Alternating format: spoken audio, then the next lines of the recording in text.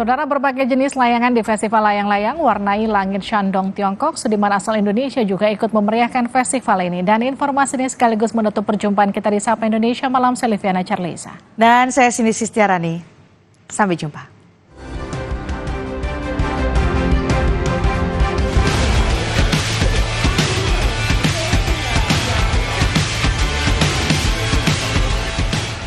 Festival layang-layang raksasa Weifang di Tiongkok jadi ajang internasional paling ikonik sejak akhir tahun 1970-an.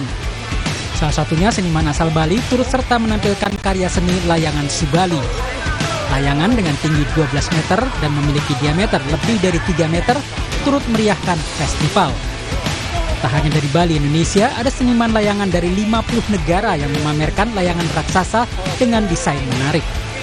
这次比赛像我打个比方吧，有一个是创新类，那么就是说，就是比大家有创新的风筝，那以前没见过的，以前没见过，特别有意义的，创新题材比较好的，这就是我们一个依据的一个标准。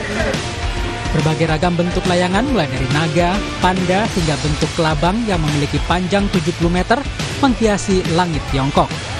Layangan-layangan ini tak hanya terbuat dari kertas. Para seniman kini membuat layangan dari bahan nilon dan juga kain sutra.